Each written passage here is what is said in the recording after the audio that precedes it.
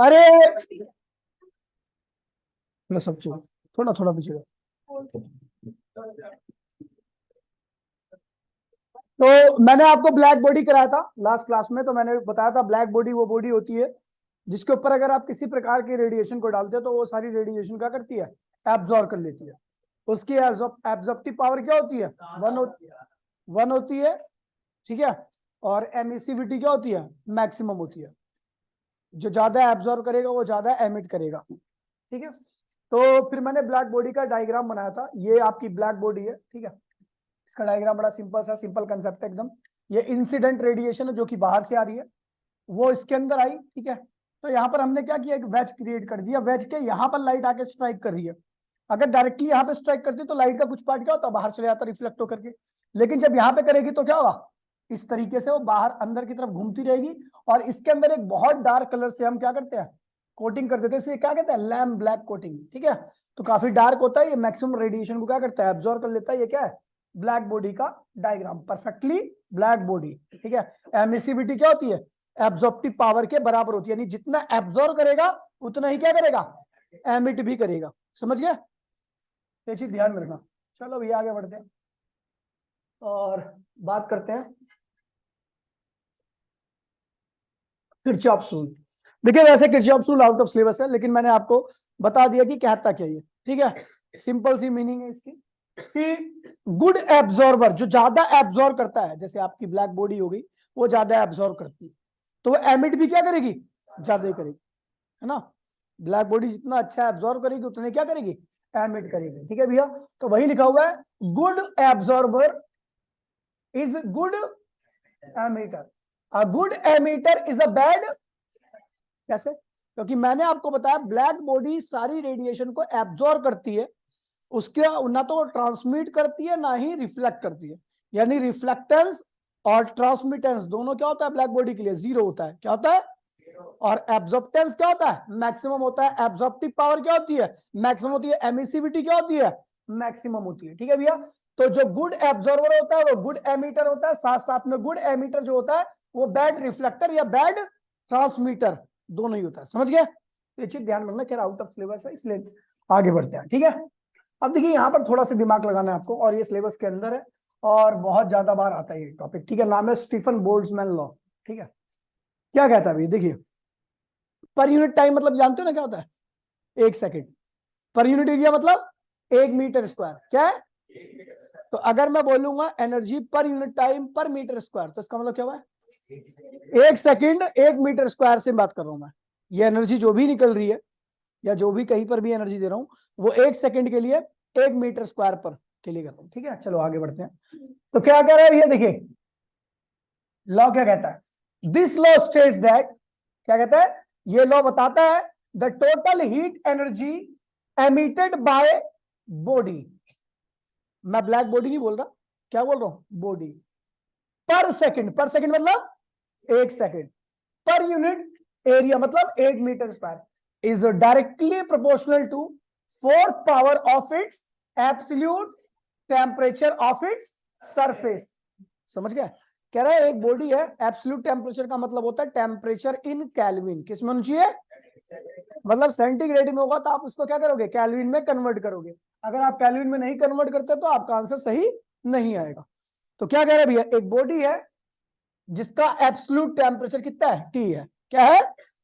तो इसके द्वारा एमिट की गई एनर्जी कौन सी एनर्जी है, पर यूनिट टाइम पर मीटर स्क्वायर, यानी टाइम आप कितना दे रहे हो, 1 सेकेंड, और कितना एरिया ले रहे हो आप, 1 मीटर स्क्वायर का। तो वो जो एनर्जी रहेगी वो एनर्जी E है, और वो किसके डायरेक्टली प्रोपोर्शनल है, fourth power of absolute temperature, fourth power of, समझ में आई बात नहीं। अच्छा, यहां पर इस प्रोपोर्शनलिटी साइन को हटाने के लिए हमने दो दो कांस्टेंट का एक साथ इस्तेमाल किया, जिसमें एप्सिलॉन है। एप्सिलॉन क्या है भैया, एमिसिविटी, क्या है ये, और एक और कांस्टेंट है सिग्मा, इसको हम क्या कहते हैं भैया, स्टीफन कांस्टेंट। ये PHAN वाला नहीं है स्टीफन, FAN वाला स्टीफन है, ठीक है भैया। तो स्टीफन कांस्टेंट, और ये क्या है, एमिसिविटी। एमिसिविटी अलग अलग बॉडी के लिए क्या होती है, अलग अलग होती है, मैंने आपको बताया था इससे पहले वाले टॉपिक में। परफेक्टली ब्लैक बॉडी के लिए एमिसिविटी की वैल्यू क्या होती है, 1 होती है। तो परफेक्टली ब्लैक बॉडी के लिए एमिसिविटी की वैल्यू आपको लिखनी नहीं है, समझ जाना 1 है। और बाकी दूसरी बॉडी के लिए आपको गिवन रहेगी, ठीक है। और स्टीफन कांस्टेंट की वैल्यू क्या होती है, फिक्स होती है, यूनिवर्सल कांस्टेंट होता है। यूनिवर्सल कांस्टेंट मतलब कि हर प्लैनेट पर, हर जगह पर आपको यही कांस्टेंट का इस्तेमाल करना है। जैसे ग्रेविटेशन कांस्टेंट यूनिवर्सल कांस्टेंट होता है, उसकी वैल्यू पूरे ब्रह्मांड में क्या होती है, एक ही होती है, वैसे इसकी वैल्यू भी क्या होगी, पूरे यूनिवर्स में क्या होगी, एक जैसी। कई ऐसे भी कांस्टेंट होते हैं जो प्लेस टू प्लेस वेरी करते हैं, लेकिन ये कांस्टेंट हमेशा क्या होता है, हर जगह पर एक जैसा होता है, समझिए। बाकी एमिसिविटी अलग अलग बॉडी के लिए क्या होगी। तो ये कौन सी एनर्जी, कोई मेरे को बताएगा, ये कौन सी एनर्जी है, ये जो मैंने फॉर्मूला दिखाया डब्बे में, कौन से, ये है energy emitted by body in per unit time through पर यूनिट एरिया। क्योंकि ना तो इसमें टाइम है और ना ही इसमें, यानी दोनों क्या है, एक एक है। तो कौन सी एनर्जी है, एनर्जी पर यूनिट टाइम थ्रू पर यूनिट एरिया ऑफ बॉडी। अगर मैं इसको 1 कर देता, इसको हटा देता, तो क्या बन जाता, ब्लैक बॉडी। क्या बन जाता, ब्लैक बॉडी। अभी आएंगे फॉर्मूले बहुत सारे, ठीक है। यहाँ पे लिखा हो now for the perfectly black body emissivity की वैल्यू क्या हो जाएगी, 1 हो जाएगी। तो ये फॉर्मूला क्या हो जाएगा, सिग्मा टी की पावर 4। ये कौन सी एनर्जी है, उत्कर्ष बताइए, ये कौन सी एनर्जी है, हाँ, energy emitted by body in per unit time per unit area bye perfectly black body. क्योंकि यहां पर एमिसिविटी है ही नहीं, तो यानी उसकी वैल्यू क्या है, 1 है, ठीक है। जो नहीं होता समझ लो उसकी वैल्यू 1 है। टाइम नहीं है, इसकी वैल्यू 1 है। एरिया नहीं है, उसकी वैल्यू 1 है, समझ गए। ये कौन सी एनर्जी है, पर unit time per unit area bye perfectly black body, समझ गए। ये वो एनर्जी है, एनर्जी पर unit time per unit area for perfectly black. कोई दिक्कत तो नहीं है, बड़ी चिल्ला चिल्ला के सुबेरे मैंने चिल्ला चिल्ला के बताया था, बुक में कुछ नहीं लिखा हुआ, बुक में डायरेक्ट फॉर्मूले लिखे हुए हैं, लेकिन मैंने हर एक फॉर्मूले को बताया, देखो दूंगा। आगे बढ़ते हैं। अब ये क्या है, ये कौन सी एनर्जी है, कोई मेरे को बताएगा, ये वाली एनर्जी, इस वाली एनर्जी के बारे में बताओ। एरिया क्या, तो ये क्या है भैया, energy emitted by black body. क्यों नहीं बोला, क्योंकि यहां पर एमिसिविटी है। Energy radiated by body, black body नहीं, body per unit time through area A, through area, per unit area नहीं बोलोगे आप यहाँ पर यूनिट एरिया। तो ये लिखा हुआ एनर्जी पर unit time through area A for any body, समझ गए। एनी बॉडी क्यों बोला, क्योंकि यहाँ पर परमिटिविटी। अब देखो ये वाला, ये कौन सा फॉर्मूला है, ये क्या है, फॉर ब्लैक बॉडी के लिए हमने एप्सिलॉन का क्या है, ये क्या हो गया, energy emitted bye perfectly black body through area ए इन पर यूनिट टाइम, इन, वही लिखा हुआ है, समझ गया, कोई दिक्कत तो नहीं है, ठीक है। अब देखो मैं बोल रहा हूँ, देखिए ब्लैक बॉडी क्यों बोला, बंटी ब्लैक बॉडी क्यों बोला, ब्लैक बॉडी क्यों बोला इसको, इसके लिए ब्लैक बॉडी क्यों बोला मैंने, क्योंकि यहाँ पर एमिसिविटी एक है। अब देखना, एमिसिविटी, एमिसिविटी एक किसकी होती है, ब्लैक बॉडी की, और टाइम यहाँ पर नहीं है, तो इसलिए टाइम भी क्या है, 1 सेकंड है। तो क्या बोलूंगा, energy radiated by perfectly black body in per unit time through area A, समझ गए। चलो आगे नीचे देखो, इसके बारे में बताइए दीक्षा जी, दीक्षा बताइए इसके बारे में, ये वाला, ये कौन सी एनर्जी है, ऊपर मत पढ़ना प्लीज, केवल इसको देखना, गलत बताओ सही बताओ, कोई दिक्कत।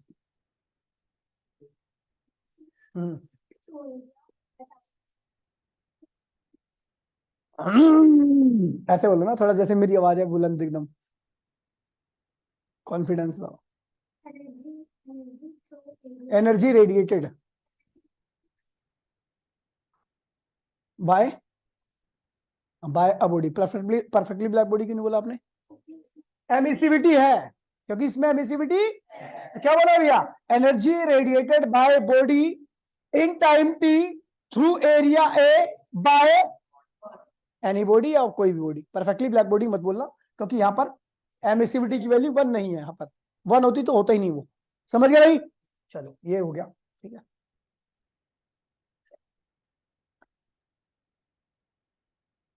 ये आ गया परफेक्टली ब्लैक बॉडी के लिए, ये क्या है, एमिसिविटी है ही नहीं यहाँ पे, तो एमिसिविटी नहीं है तो समझ जाओ भैया क्या है, एनर्जी रेडिएटेड बाय बॉडी, कौन? परफेक्टली ब्लैक बॉडी, ठीक है, in time T, through area A. समझ गए भाई? चलो आगे बढ़ते हैं। क्या हुआ? अबे छोटा टी टाइम है, कैपिटल टी है वो टेम्परेचर। सुगर कहीं के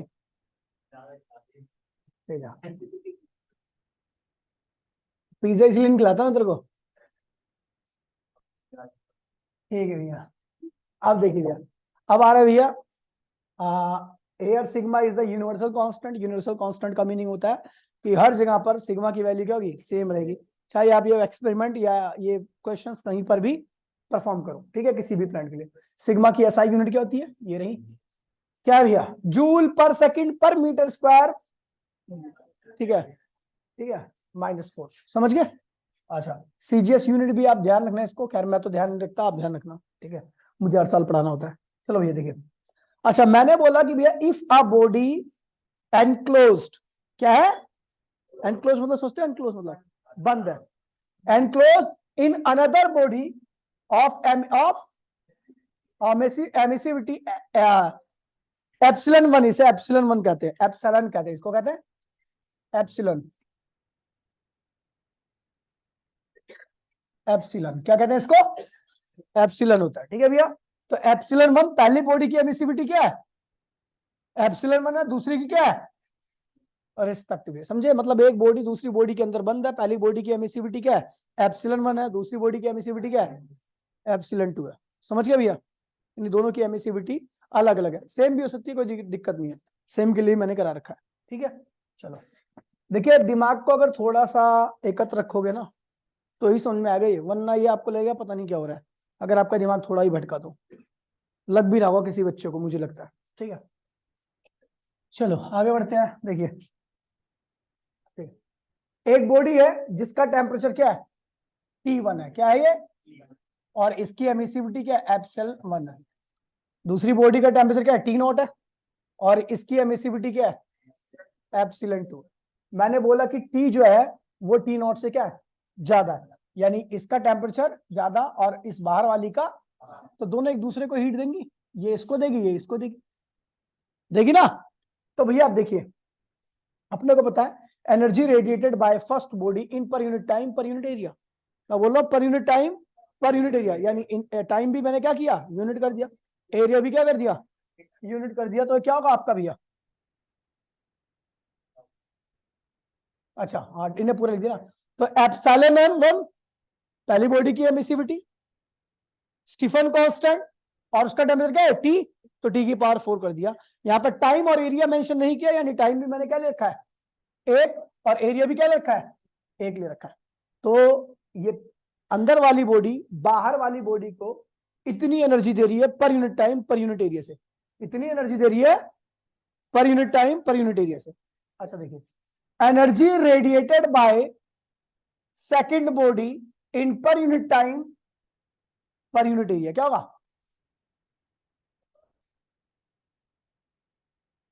उसकी इसकी एमिसिविटी क्या है? स्टीफन कांस्टेंट, हर जगह पे यूज होगा, और T0 की पावर।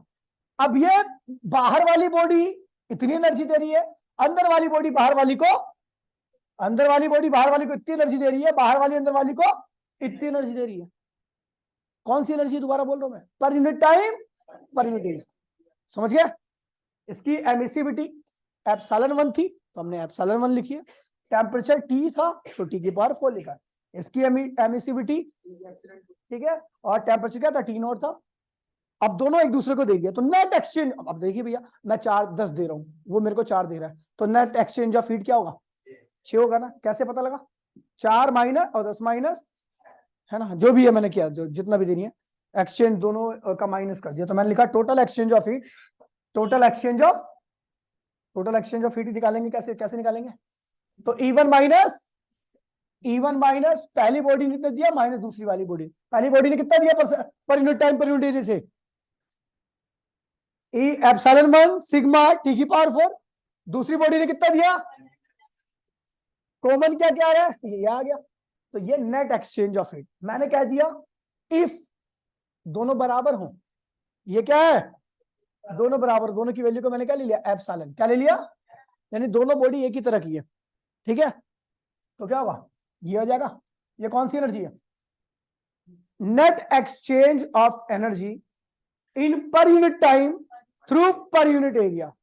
समझ गया भैया, क्योंकि ना तो इसमें टाइम है और ना ही इसमें एरिया है, समझ गया। तो net exchange of energy in between two body, ठीक है भैया, in per unit time per unit area.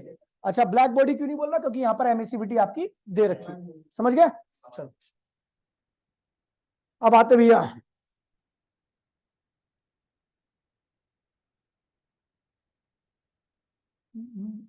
अच्छा ये बताओ, ये क्या होगा अगर मैं इसको लिख दूं, मैं जिससे पूछूंगा,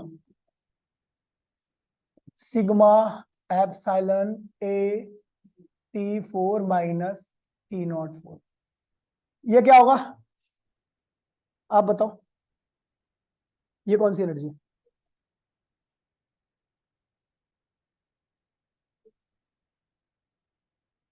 बॉडी है, एरिया भी है। काहे डिमोटिवेट हो रही हो, काहे कांप रही हो, आप तक किसी ने क्वेश्चन नहीं पूछा क्या, काहे कप पा रही हो। Energy exchange in between two body in per unit time through area ए, क्या था, कुछ नहीं था,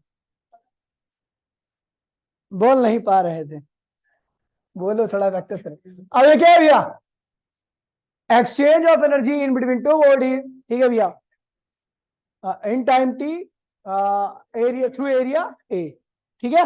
कोई दिक्कत तो नहीं, आसान ही है मेरे ख्याल से, तो बहुत आसान है, आसान है, कुछ भी अगला तू बताएगा फिर, ठीक है।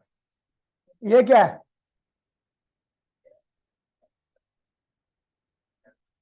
चल बंटी बताओ बेटा, ये कौन सी एनर्जी है, हाँ। अब इन between two body, in between क्यों बोलो, क्योंकि दो टेम्परेचर पर है यहाँ पर, ठीक है, बोल।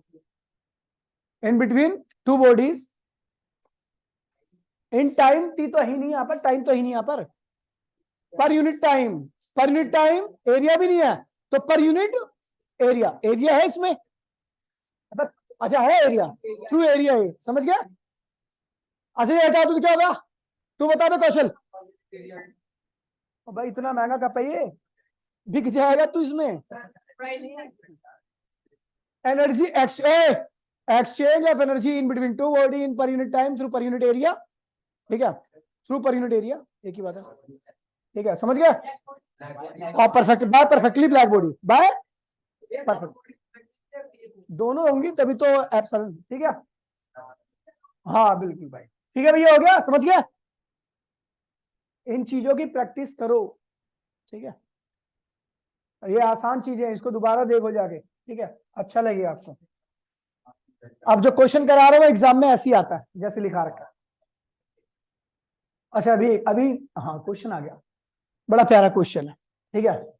कैलकुलेट द टेम्परेचर एट विच ध्यान दीजिए भैया, अब मैं जिससे पूछूंगा ये बोलेगा, calculate the temperature at which perfectly black body, perfectly black body बोल दिया तो एमिसिविटी की वैल्यू क्या होगी, 1 होगी, समझ गया, ठीक है। रेडिएटेड, रेडिएटेड मतलब भी क्या होता है, एमिट करना, ठीक है। देखो एमिशन, रेडिएशन, समझ गया, इन सब का मतलब एक ही होता है, ठीक है। एट द रेट ऑफ, देखिए एट द रेट ऑफ, समझ गया, 5 पॉइंट, अब देखिए यहां पर समझना कैसे, यहाँ पे हो सकता है आप कई बच्चा करना पाए, 5.67 वॉट पर सेंटीमीटर स्क्वायर, क्या है, अगर इसको मैं इसको लिखूं तो ऐसे लिखूंगा, 5.67 वॉट की जगह पे क्या लिखूंगा, जूल पर सेकंड, क्या लिखूंगा, वॉट जो होता है जूल पर सेकंड के बराबर होता है, और सेंटीमीटर स्क्वायर की यहाँ पे मीटर स्क्वायर में करने के लिए 10 की पावर 4 से मल्टीप्लाई करना पड़ेगा मुझे, ये क्या होगा, पर मीटर स्क्वायर, क्या जाएगा,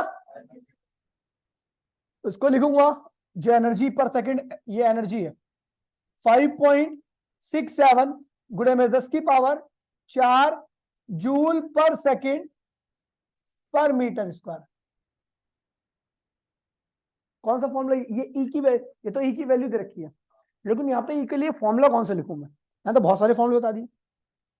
तो यहां पर देखिए टाइम भी क्या है, 1 सेकंड है, एरिया भी क्या है 1 सेकंड है, और बॉडी कौन सी है, ब्लैक बॉडी क्या है, ब्लैक बॉडी। तो भैया ई की वैल्यू क्या होती है, यहां पर एक ही बॉडी है और उसी की बात हो रही है, रेडिएट कर रही है, तो क्या हुआ सिग्मा टी की पावर 4, बाकी और कुछ नहीं ले रहा क्योंकि एरिया क्या है भैया पर मीटर स्क्वायर, क्या है मतलब 1 मीटर स्क्वायर है, और टाइम भी क्या है पर सेकंड है, 1 सेकंड है, तो इसलिए सीधा ये यूज कीजिए। टेम्परेचर निकालना है टी की पावर 4, तो क्या होगा ई अपॉन में सिग्मा, और टी की पावर 4 को उधर ले आओ तो ई अपॉन में सिग्मा की पावर 1/4। ई की वैल्यू आपको दे रखी है कितनी भैया, कहाँ है ये रही है ना, और सिग्मा की वैल्यू ऊपर कांस्टेंट से आप निकाल लोगे, दे रखी है एमकेएस में, ठीक है भैया, सॉल्व करोगे तो आपका आंसर आ जाएगा, कोई दिक्कत तो नहीं इसमें।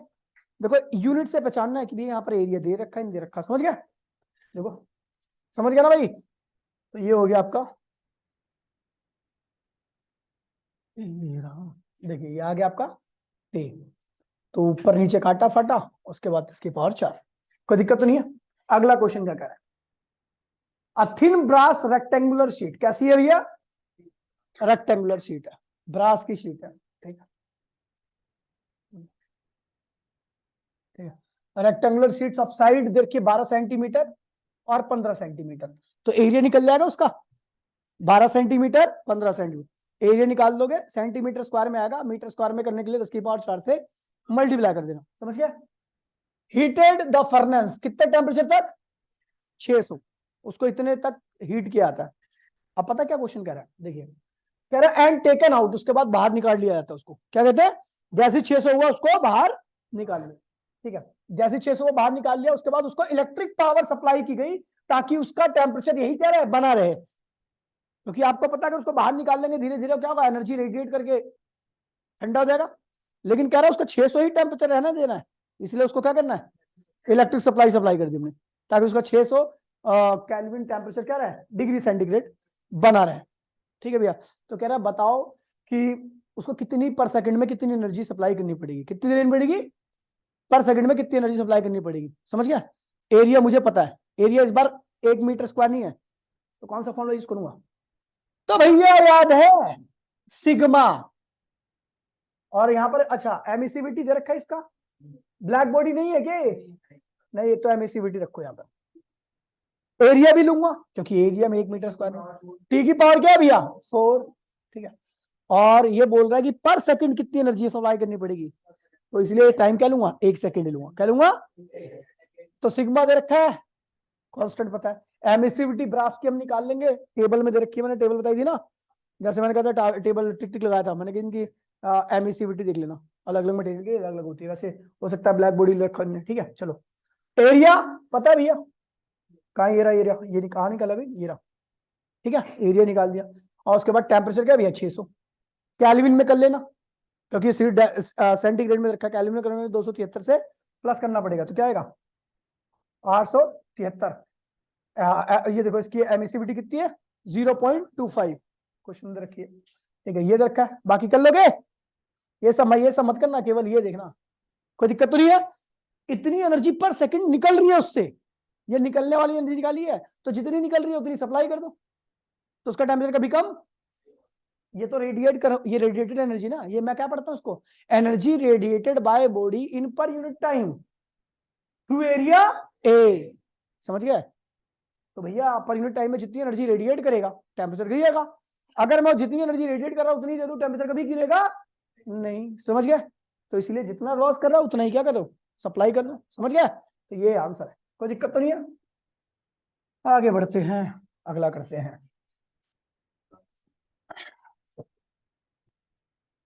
देखो गलती नहीं होता कभी, आदत है।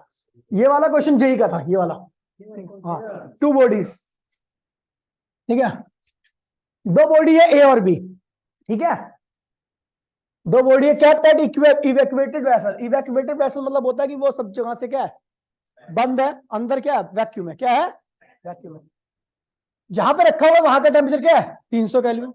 2 बॉडी रखी है, एक का टेम्परेचर कितना है 800 केल्विन, दूसरी कितनी है 400 केल्विन। तो वो कह रहा है कि पर सेकंड पर यूनिट टाइम में दोनों कितना एनर्जी का एक्सचेंज करेंगी उसका रेशियो निकालना। क्या निकालना है?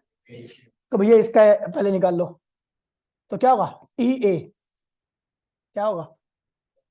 देखिए एरिया सबका सेम है, सब कुछ कॉमन है, पर यूनिट टाइम में नहीं बोल रहा, पर unit time per unit area. क्या बोल रहा है? पर यूनिट टाइम पर यूनिट। तो क्या होगा? सिग्मा, कोई दिक्कत तो नहीं है। एमएसीवीटी पता ही है, ठीक है, नहीं कोई दिक्कत नहीं, दोनों के लिए सेम ही होगी, ठीक है।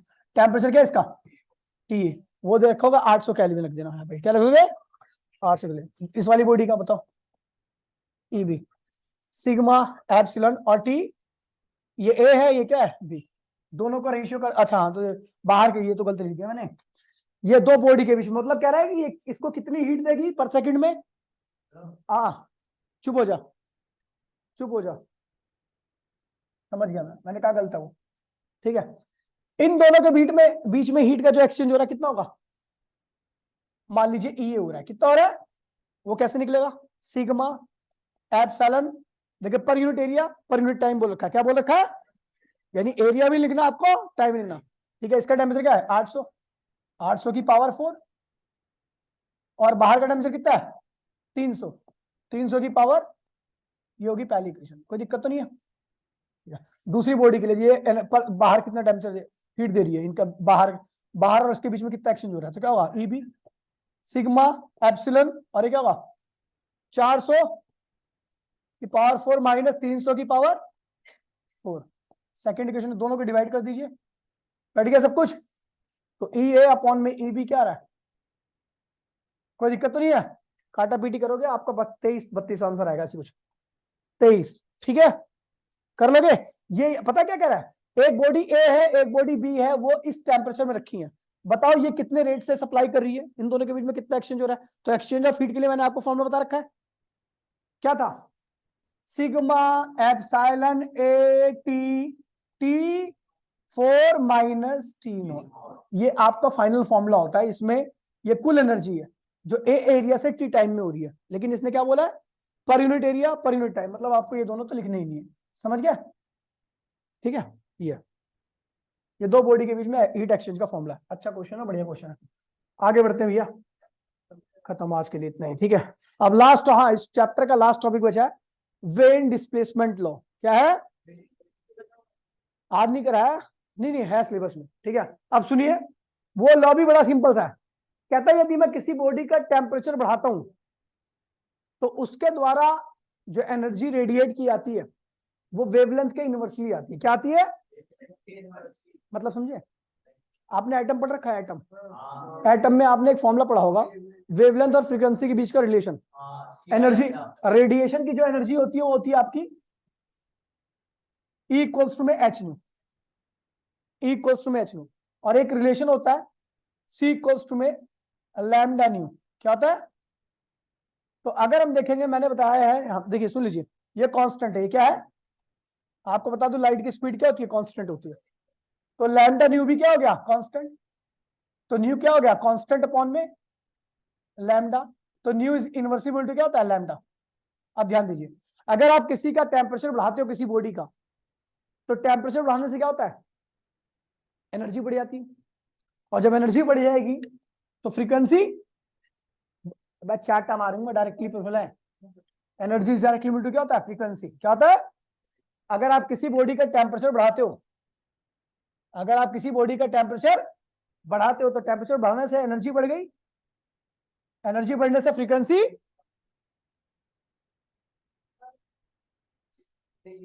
टेम्परेचर बढ़ाने से एनर्जी, एनर्जी बढ़ाने से फ्रीक्वेंसी, और फ्रीक्वेंसी बढ़ाने से वेवलेंथ क्या होती है? तो वही कहता है भैया कि जो एनर्जी होती है या टेम्परेचर होता है वो वेवलेंथ के क्या आता है? इनवर्सली आता है, ठीक है। आप जितना टेम्परेचर बढ़ाओगे वेवलेंथ क्या होगी? उतनी कम होती जाएगी। यही कहते हैं वेन डिस्प्लेसमेंट लॉ। खैर अगली क्लास में पढ़ाऊंगा डिटेल में, ठीक है। तो आज नोट्स बना लेना इतना भैया, बहुत बढ़िया चैप्टर था मेरे हिसाब से। अभी इसको एक दिन रिवाइज कराऊंगा, संडे को टेस्ट हो जाएगा, खत्म हो जाएगा, ठीक है भैया, ठीक है। परसों क्लास में कराने के बाद मैं इसको रिवाइज कराऊंगा जल्दी से, पीडीएफ से पूरी, ठीक है, पूरे चैप्टर की। तो संडे को इसका टेस्ट होकर निपटा देंगे इसको। मिलते अगली क्लास में। टाटा बाय बाय, जय हिंद, जय भारत।